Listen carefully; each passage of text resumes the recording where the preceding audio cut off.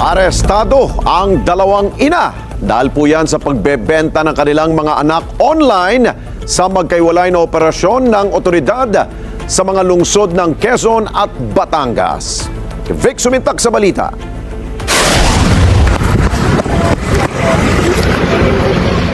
Matagumpay na nailigtas ng mga operatiba ng Philippine National Police Women's and Children Protection Center ang dalawang sanggol at dalawang ina na nagbebenta ng kanilang anak sa sinagawang magkahiwalay na operasyon sa Quezon City at Batangas City. Sinabi ni Philippine National Police Women and Children Protection Center Director Brigadier General Maria Sheila Portento na ang narescue na dalawang bata ay kinabibilangan ng 1 taong gulang na batang lalaki at 3 buwang gulang na lalaking sanggol.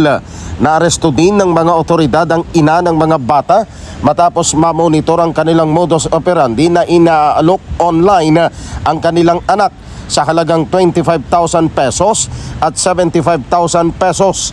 Sinabi ni General Portento na ang mga suspect ay sasampahan na ng kasong kriminal na paglabag sa human and child trafficking law. So itong unang operation namin ng January 20 na kung saan ang nanay na nagbenta ay taga Caloocan pero nagkita sila sa Quezon City, binibenta yung kanyang 1 taong gulang na anak na lalaki sa halagang 25,000 pesos. Dito naman sa pangalawang operation natin, nangyari lang ito nung January 21 in a span of 20 hours.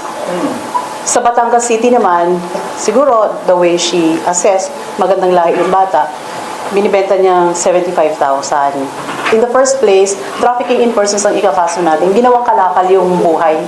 Ayon kay General Portento, na-report na rin sa Meta na dating Facebook upang maalis ang mga account ng mga suspect na ginagamit sa kanilang criminal activity. Ang dalawang suspect ay kasalukuyang nakakulong sa PNP Women and Children Protection Center facility sa Campo Crame, samantalang ang mga sanggol na na-rescue ay nasa pangangalaga ng City Social Welfare Development ng Quezon City at Batangas City. Idinagdag ni General Portento na mayroon pang 10 mga Facebook account ang isinasa ilalim sa surveillance na hinihinalang sangkot din sa child trafficking.